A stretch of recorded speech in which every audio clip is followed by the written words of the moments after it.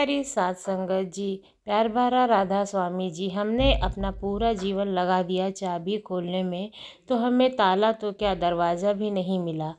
उस कुल मालिक परमात्मा के घर में हम जो नाम के यह 5 शब्द बार बार दोहराते हैं, जो हम भजन सिमरन करते हैं, जो हम जपते हैं, तो वह केवल शब्द नहीं है। शब्दों में जो ताकत है वो हमारे सतगुरु की कृपा से ही आती है। और फिर जिस पर सतगुरु की कृपा हो जाती है तो फिर उस अभ्यासी का यह सत्संग में रूहानी ताकत का संचार होने लगता है।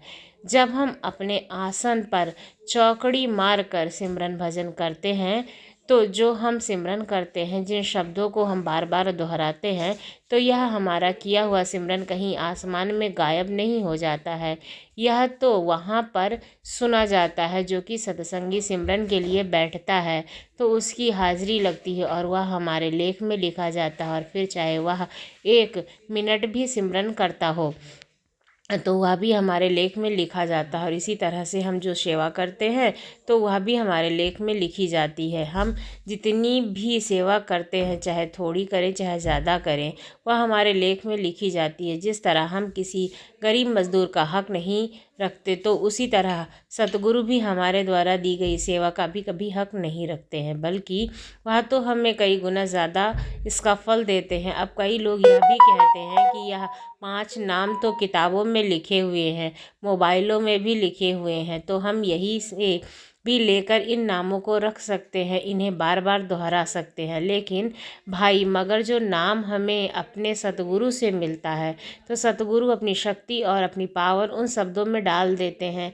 क्योंकि जो रहमत होती है वह हमें केवल सतगुरु के मुख से ही दिए गए नाम यानी कि शब्दों में होती है। क्योंकि सतगुरु की दया, मेहर, कृपा, दृष्टि उन 5 शब्दों में भरी हुई होती है। जैसे कि बंदूक के बिना गोली, क्योंकि बंदूक के बिना गोली अगर हमें किसी पर भी मारे तो उससे उस चीज़ को ज़्यादा असर नहीं पड़ेगा, और अगर वही गोली हम बंदूक में डालकर मारें तो उसका कितना असर होगा यह तो आपको पता ही होगा। ऐसे ही अगर नाम अपने सतगुरु से मिला है तो हमें केवल उस नाम को जपते ही लाभ होगा। और सतगुरु से दान नहीं लिया है और किताबों के अंदर से देख कर रख लिया है तो उस नाम का कोई भी फायदा नहीं है। इसलिए सदा संगत जी सेवा करें, अपने कर्तव्यों का पालन करें और सतगुरु की खुशियाँ प्राप्त करें। ऐसे ही एक दिन सतगुरु के प्रोग्राम में गया हुआ था, मगर उस दिन सत्संग में बहुत ही कम सत्संगी पहुँचे हुए थे। फिर उस समय गुरु जी से किसी बच्चे ने एक प्रश्न पूछा, सतगुरु जी आज करवा चौथ का व्रत है, यहाँ पर संगत जी बहुत कम आई हुई हैं। तो फिर उस बच्चे ने इस प्रश्न का उत्तर देते हुए सतगुरु ने फरमाया कि बेटा, अगर भूखा रहने से पति की उम्र बढ़ जाती तो फिर कोई भी माँ अपनी बहू को खाने के लिए नहीं देती, उसे हमेशा भूखा रखती ताकि मेरे बेटे की उम्र बढ़ जाए, उसको कभी कुछ भी ना हो।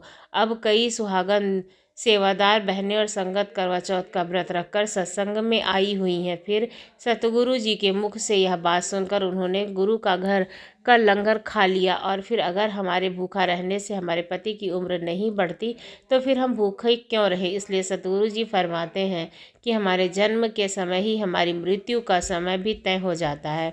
साथ ही लिखा जाता है, क्योंकि जितनी सांसें हमें परमात्मा ने दी है तो वो सब गिनती की ही हैं। इनमें से एक भी सांस ना तो कम हो सकती है और ना ज़्यादा हो सकती है। क्योंकि सतगुरु जी तो हमेशा अपनी संगत को इन वहम भ्रमों से निकालते हैं। सतगुरु जी कहते हैं, ज़्यादा घर से बाहर नहीं जाते थे, फिर अपने बुज़ुर्गों ने यह तीज त्यौहार बना दिए थे, इसलिए कि औरतें अपने परिवारों से मिलने लगेंगी, अच्छी तरह से तैयार होंगी, कुछ देर सब इकट्ठे बैठकर बातें करेंगे, कुछ अपनी सुनाएंगे, कुछ उनकी सुनेंगे। इसी बहाने परिवार में अपने बुज़ुर्गों को कुछ लेना देना भी हो जाएगा। इसलिए बुज़ुर्गों ने यह त्यौहार बना दिए थे। लेकिन हमने इन त्योहारों को कुछ अलग ही मतलब निकाल लिया है। आजकल तो औरतें त्यौहार के नाम पर ही बहुत ज़्यादा खर्चा कर देती हैं, कपड़ों पर, मेकअप पर। और जहाँ पर सतगुरु का दरबार लगता है और सत्संग होता है, जहाँ पर सतगुरु जी खुद आकर बैठते हैं तो वहाँ पर तो सदा अमृत की वर्षा होती है। और जो लोग शब्द सूरत के घाट पर नहीं पहुँचते तो उनको इसकी कोई खबर नहीं होती है, वरना सत्संग तो अमृत है। सत्य के संग और महिमा का वर्णन नहीं किया जा सकता है। सतगुरु जी फरमाते हैं कि चाहे सत्संग में सतगुरु की दृष्टि तुम पर पड़े या ना पड़े, मगर हमें उनके दर्शन करने चाहिए, क्योंकि वह जानी जान है। तो ऐसे ही आज आपके लिए मैं एक कहानी लेकर के आई हूँ। चलिए कहानी को सुनते हैं। कल अमृता का फ़ोन आया था। पापा ने कहा तो लगा मानो उसके सूखे चेहरे पर अचानक थोड़ा सा गुलाल लग गया हो। माँ का नाम लेते हुए उसका चेहरा रक्तंभा हो उठा हो। जिसकी सहजता से पूजा को पापा के चेहरे पर माँ के लिए स्नेह दृष्टिगोचर हो गया था। चकित हो गई पूजा, क्योंकि माँ और पापा के स्नेह हैं इतनी स्पष्टता से नज़र आते हैं, बिल्कुल एक से कोई अंतर नहीं है भाव में। रात के 2 बज रहे थे। ट्रेन अपेक्षाकृत रफ्तार से दौड़ रही थी। दोपहर को जब पूजा स्टेशन पहुंची तो पता चला कि ट्रेन 2 घंटे देर से चल रही है। पूजा को कुड़कुड़ाहट सी होने लगी। पापा से मिलने में 2 घंटे और विलम्ब होने जा रहा था, परंतु फिलहाल जो ट्रेन की रफ्तार थी उसने तो यही आभास हो रहा था कि ट्रेन निश्चित समय पर पहुंच जाएगी। वैसे तो पूजा को ट्रेन में सदैव जल्दी नींद आ जाती थी, पर आज प्रयास के बावजूद भी नींद आंखों से कोसों दूर भटक रही थी। कदाचित पापा के ही इर्द गिर्द थी। अब पापा के दर्शन के बगैर नींद आने की कोई संभावना नहीं थी। यदि पापा के समीप में पूजा को सुख मिला तो जीवन में सहजता आएगी, अन्यथा क्या माँ की तरह सदैव एक दुखी जीवन जीने को बाध्य नहीं होना पड़ेगा उसे। आकांक्षा के अनुरूप कुछ मिल ना पाने की व्यथा मानव मन को तोड़ती तो है ही। यदि मानव में आत्मविश्वास की किंचित भी कमी हो जाए तो हृदय पर एक ऐसी सख्त गांठ पड़ जाती है जिसे खोलते खोलते आदमी स्वयं टूटने लगता है। वक्त पूजा की आकांक्षाएं तो आकाश को छू लेने जैसी उत्साहित हैं। वो खुश है, बेहद खुश है, क्योंकि आखिरकार उसने माँ को मना लिया था। बस एक बार वो पापा के पास जाना चाहती थी, उनके साथ रहना चाहती थी, देखना चाहती थी कि कैसे हैं पापा, जिनके विरह में उसने सदैव माँ की आंखों को लबालब देखा था। माँ के होठों से पापा के लिए कभी स्नेह के बोल तो नहीं सुने थे पूजा ने, पर आंखों का गीलापन निश्चित ही पापा के प्रति उनके स्नेह को प्रतिबिंबित करता था। बचपन से पापा के समीप के लिए ललकता रहता था। पूजा का मन किसी भी बच्चे को पापा के आलिंगन में देखते ही उसके बाल मन में कई सारे प्रश्न बुलबुला जाते थे। जवाब में कहीं तो माँ की भ्रुकुटियाँ तन जाती, तो कभी वो 2 बूंद अश्क आँखों से गिर पड़ते। माँ ने पूजा के प्रश्नों को टालकर उसे बहलाना फुसलाना बड़ी कुशलता से सीख लिया था, और पूजा के बाल मन में भी पापा के वात्सल्य सुख के लिए अपनी स्वाभाविक ललक को अपने ही अंतर में समेटना सीख लिया था। पर पूजा के युवावस्था में कदम रखते ही माँ के साथ उसके अंतरंग संबंधों में गहनता आ गई। माँ अब सिर्फ माँ नहीं बल्कि एक सखी भी बन गई थी। दोनों की अंतरंगता से बातों के आदान प्रदान में उन्मुक्तता ला दी थी, और कई बातें जो सालों से हृदय में दबी पड़ी थी वो बंधन मुक्त हो बाहर निकलने लगी थी। फलस्वरूप दोनों के जीवन में स्नेह शांति की ऐसी बयार बहने लगी थी कि घर का हर माँ बेटी की खिलखिलाहट से गौरवान्वित होने लगा था। पूजा को जब पहली बार एक युवक ने छेड़ा था तो माँ ने उस घटना का जिक्र करते करते लाल हो उठी थी। वह और माँ ने उसे अंग में भर लिया था। बेटी, अब तुम जवान हो गई हो, अब तो ऐसी छुटपुट घटनाएं होती रहेंगी, इसे ज़्यादा गंभीरता से नहीं लेना चाहिए। जब तक कोई बड़ी बात ना हो तब तक बेवजह आक्रोश में आकर कोई प्रतिक्रिया भी नहीं करनी चाहिए। सुनकर खिलखिलाकर हंस रही थी पूजा। छी माँ, कैसी बातें कर रही हो आप। अरे इसमें छी की क्या बात है। एक युवा खूबसूरत लड़की को देखकर मनचले को कि कुछ ना देने की आदत तो आम है। माँ मुस्कुराती हुई बोली थी। उसे रोज पहली बार माँ की आंखों में मुस्कान नजर आई थी पूजा को। माँ भी तो खूबसूरत है, केवल बेहद खूबसूरत। जब हंसती है तो गालों पर गड्ढे पड़ जाते हैं जो माँ के मासूमियत भरे सौंदर्य को दुगना कर जाते हैं। तुम्हारे जीवन में भी ऐसा अनुभव आया होगा ना माँ। जवाब में मुस्कुराकर रह गई थी अमृता। प्लीज़ माँ कुछ बताओ ना। क्या बताऊँ, कहते हुए माँ के गाल सुर्ख हो उठे थे। अपनी अवस्था के बारे में कुछ मज़ेदार बातें बताओ ना माँ। पूजा ने लड़ियाते हुए माँ के गले में बाहें डाल दी थी। वैसे तो ढेर सारी घटनाएं घटी थी, पर एक घटना जो मेरी ज़िंदगी का अहम हिस्सा बन गई थी वही बताती हूँ। एक रईस पिता का आवारा लड़का कॉलेज में मेरे साथ पढ़ता था। मेरे गालों पर पड़ने वाले गड्ढों को देखकर उसने मेरा नाम शर्मिला टैगोर रख दिया था। हर बार वो इसी नाम से मुझे चिढ़ाता रहता था। मैं यही कोशिश करती थी कि उसकी बातों की तरफ ध्यान ना दूँ, लेकिन वो था कि बुरी तरह से मेरे पीछे पड़ गया था। एक दिन जब मैं प्रैक्टिकल के बाद कॉलेज से निकली तो पता चला कि बसों की हड़ताल हो चुकी है, लिहाजा पैदल ही चल पड़ी। उस रोज़ उस लड़के को अच्छा अवसर मिल गया। वो अपने स्कूटर से मेरे पीछे आने लगा। मैं उसके दुस्साहस पर दंग थी और भयभीत भी। ओह मेरे सपनों की रानी कब आएगी, तो गुनगुनाते हुए कभी मेरे आगे चल जाता तो कभी पीछे चला जाता और मैं रुआसी सी हो उठी। तभी एक आकर्षक नौजवान स्कूटर सहित मेरे सामने आकर खड़ा हुआ और आदेशात्मक लहजे से उसने मुझसे स्कूटर पर बैठने को कहा। मैं उस लड़के से इतनी परेशान थी कि बगैर किसी आनाकानी के उसके स्कूटर पर बैठ गई। उसने मेरा पता पूछा, मेरे घर पहुंचा दिया। क्या फिर कभी तुम उससे मिली थी माँ? हाँ, कई बार। उस घटना के बाद तो वो मेरा सबसे करीबी मित्र बन गया था। हम लगभग रोज़ मिलते थे। क्या तुमने उससे प्यार हो गया था माँ? हाँ, सच। उलझते हुए पूजा ने पूछा। फिर क्या हुआ? शादी? माँ खिलखिलाकर हंसती हुई बोली, वो तुम्हारे पापा ही तो थे। माँ की हंसी उस रोज़ थम ही नहीं रही थी। जब पापा से जुड़ी बातें माँ को इतना खुश कर देती थी तो पापा के साथ ने उन्हें कितना खुश दी किया होगा। पूजा सोचा करती थी माँ की पलकों में सालों से ही जो गीलापन देखती आई थी। पूजा उसका कारण जाने क्या था, पापा का विछोह या उससे अधिक कुछ और।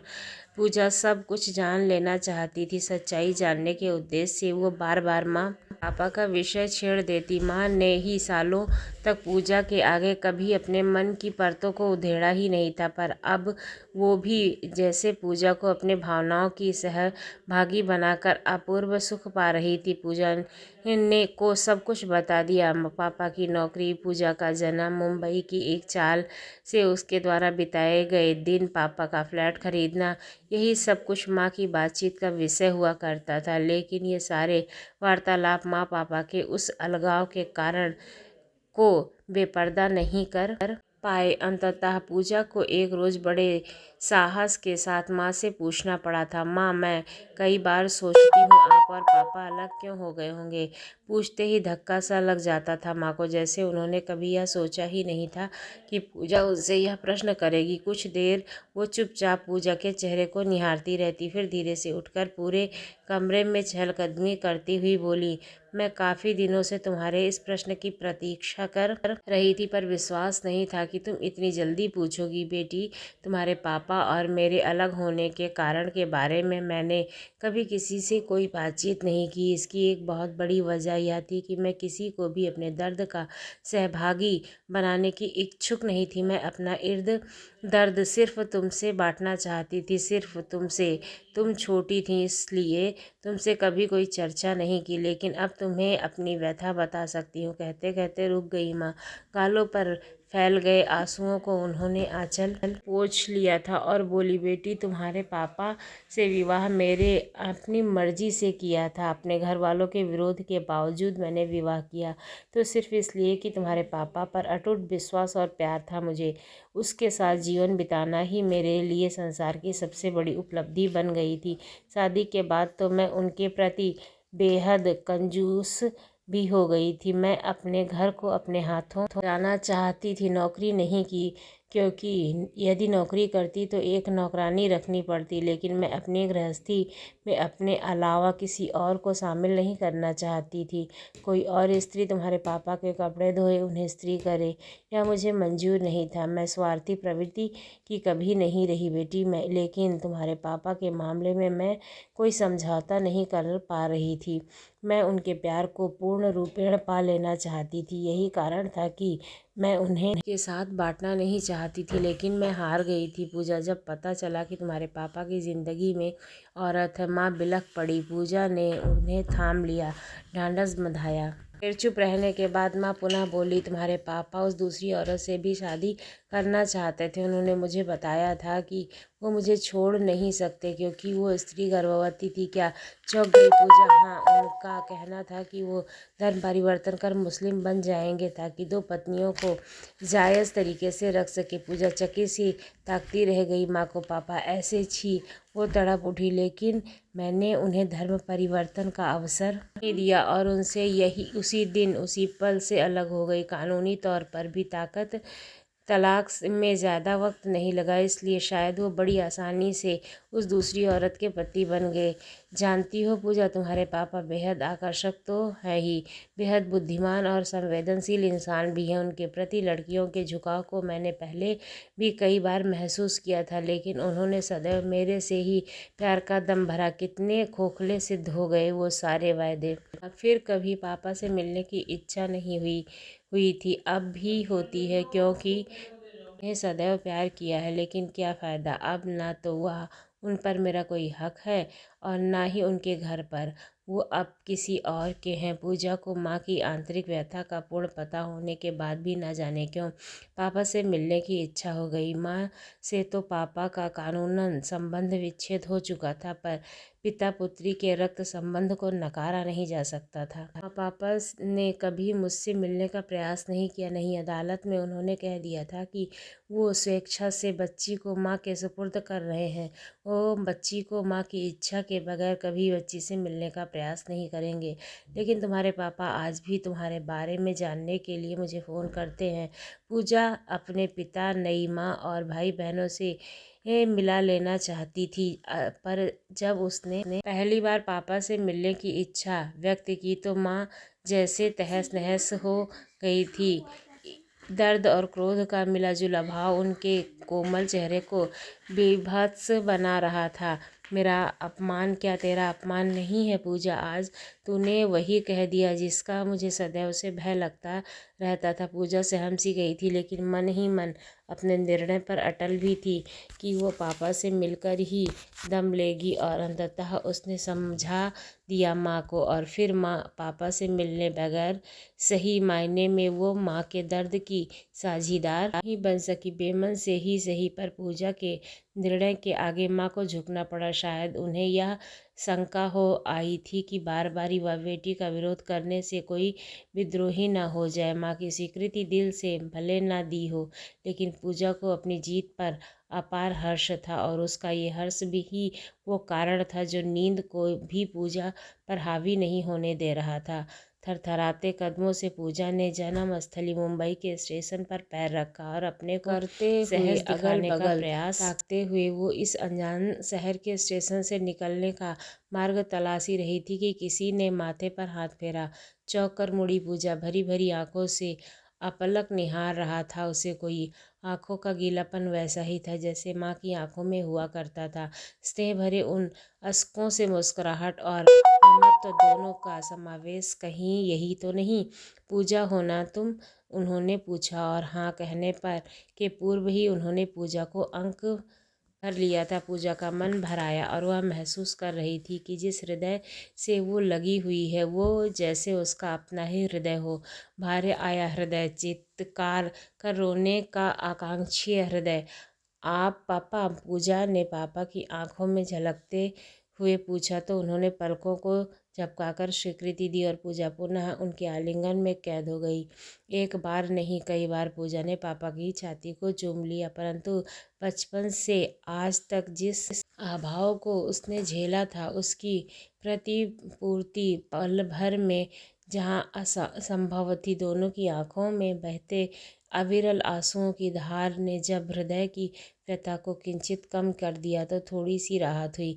पापा ने पूजा का सामान उठा लिया और कर्तव्य विमूढ़ सी पूजा सोचने लगी कि सच कहा करती थी माँ, पापा आकर्षक व्यक्तित्व के स्वामी है। चलो बेटी, कितने सालों के बाद अपने पापा के पास आई हो, लेकिन पापा आपको कैसे पता चला कि आ रही हूँ? चकित सी पूजा ने पापा के हाथों में हाथ डालते हुए पूछा। कल अमृता का फ़ोन आया था, पापा ने कहा तो लगा मानो उसके सूखे चेहरे पर अचानक थोड़ा सा गुलाल लग गया हो। माँ का नाम लेते हुए उनका चेहरा रक्तंभ हो उठा था। कितनी सहजता से पूजा को पापा के चेहरे पर माँ के लिए स्नेह दृष्टिगोचर हो गया था। चकित हो गई पूजा, क्यों कर माँ और पापा के स्नेह इतनी स्पष्टता से नजर आते थे। बिल्कुल एक से, कोई अंतर नहीं है भावों में। माँ क्या कह रही थी? कुछ खास नहीं। बड़े प्यार भरे अंदाज से मुस्कुराते हुए पापा बोले, बस तुम्हारे आने की सूचना दी। तुम इतने बड़े शहर में पहली बार अकेली आ रही हो, शायद इसी वजह से वो घबरा रही थी। और सचमुच यह डरने की बात ही तो है। तुम्हारे आने की सूचना से मैं बेहद खुश था, लेकिन फिर भी लगा कि तुम्हारे यहाँ अकेले भेजने का निर्णय केवल अमृता ने अच्छा नहीं किया। मान लो मैं घर पर ना होता तो? सामान को टैक्सी में रखते हुए पापा पूछा। तो क्या छोटी माँ तो रहती? अनायास ही बोल गई पूजा, बगैर कुछ सोचे समझे। और पापा का चेहरा मासूमियत से भर गया। तत्काल ही अपनी गलती का एहसास हो गया था। पूजा को लगा जैसे पापा ने थोड़ी सी शर्मिंदगी आ गई है। कदाचित युवा बेटी के सामने अपनी दूसरी पत्नी के संबंध में जिक्र करने में उन्हें झिझक सी हो रही थी। विषय बदलने के उद्देश्य से वो फिर पूछे, बैठे पापा, आपने मुझे पहचाना कैसे? मैंने भी अमृता से यही पूछा था कि अपनी बेटी को पहचानूंगा कैसे, और अमृता ने बताया था कि तुमने लाल रंग का सलवार कुर्ता पहना है जिस पर पीले फूल हैं, तुम्हारे दुपट्टे का रंग पीला है, तुम्हारे हाथ में सफ़ेद पर्स और भूरे रंग का एयरबैग होगा। बस पहचान लिया। पापा का घर आ गया था। 4 मंजिला बिल्डिंग में पापा का फ्लैट दूसरी मंजिल पर था, छोटा सा। यही तो वह फ्लैट था जिसका जिक्र करते हुए माँ की आंखों से अपेक्षाकृत 2-4 बूंदें अश्क का आ भी जाया करती थी। इसी फ्लैट में पूजा ने जन्म लिया था। फिर भी कितनी अपरिचित सी लग रही थी यह जगह। पापा सामान सामने के कमरे में रखकर अंदर चले गए। पूजा ने पूरे घर का चक्कर लगा लिया पर कोई नज़र नहीं आया। पास के कमरे में भी किसी महिला या बच्चे के कपड़े नहीं दिखे। सिर्फ बिस्तर पर पापा के बेहतरीन से फैले कपड़े थे। दीवार पर माँ की एक तस्वीर लगी थी। छोटी माँ की कोई तस्वीर कहीं नज़र नहीं आ रही थी, न ऐसी कोई वस्तु जिससे आभास हो गया हो कि पापा के अलावा भी यहाँ कोई रहता है। तो क्या छोटी माँ भी छोड़कर चली गई पापा को? ढेर सारे प्रश्न कुलबुलाने लगे पूजा के मन में। पूजा, चलो बेटी, तुम हाथ मुँह धो कर आओ, फिर नाश्ता करेंगे और फिर ढेर सारी बातें भी तो करनी है तुमसे। नहाना धोना बाद में होता रहेगा, ठीक है ना? उल्लासित स्वर से पापा ने कहा तो पूजा पापा की आंखों को निहारती रह गई। वहाँ जैसे कि अश्क मुस्कुरा रहे थे, जैसे माँ की आंखों में मुस्कुराया करते थे।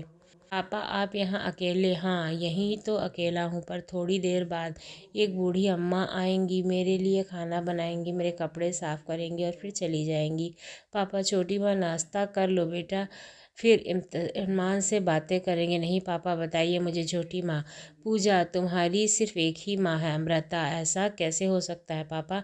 माँ ने मुझे सब कुछ बताया है। क्या माँ ने जो कुछ कहा वो गलत था? नहीं बेटा, वो सब सत्य ही था, पर जिसे तुम अपनी छोटी माँ का संबोधन दे रही हो वो तुम्हारी माँ बनने से पहले ही इस दुनिया से चली गई। एक सड़क दुर्घटना में उसका निधन हो गया। पापा, यह आप क्या कह रहे हो? हाँ बेटी, यही सच है। जानती हो पूजा, वो तुम्हारी माँ बनना ही नहीं चाहती थी, लेकिन मेरी जिद थी कि मैं अपने पाप का प्रायश्चित करना चाहता था। उसका नाम नंदिता था। मैंने नंदिता को कभी प्यार नहीं किया, यह नहीं कहूँगा, क्योंकि मित्रता बगैर स्नेह के संबंध संभव नहीं है। दरअसल मुझसे गलती हुई थी, बस एक बार मैं हमारी मित्रता के बीच खींची लक्ष्मण रेखा को लांघ गया था, लेकिन मैंने अपनी गलती स्वीकार कर ली थी और मैं अपने पाप का प्रायश्चित करना चाहता था, लेकिन अवसर नहीं मिला। पापा, आप तो माँ से बात करते रहते हैं ना, आपने कभी उन्हें यह नहीं बताया कि छोटी माँ नहीं रही?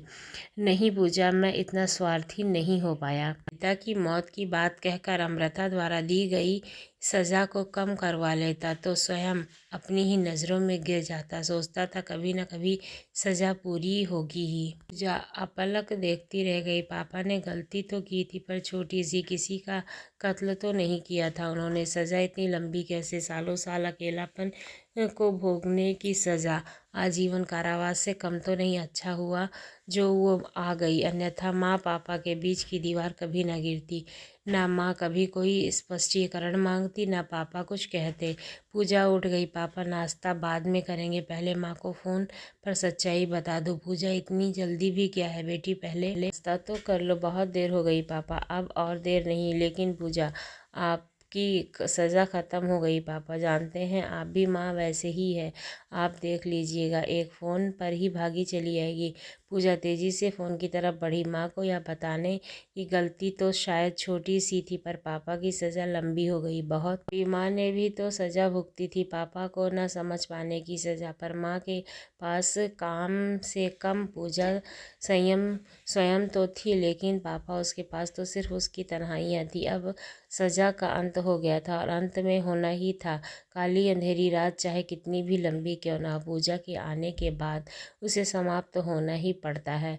पूजा माँ और पापा के लिए सूरज ही तो थी, सवेरे का सूरज। वह सूरज अब निकल चुका था और उसने अपनी माँ को भी अपने पापा के पास बुला लिया था। अब वो खुशी खुशी एक साथ रहने लगे थे और उनके पापा के जीवन का अंधेरा छट चुका था। शायद उसके माँ के भी जीवन का अंधेरा छट गया था।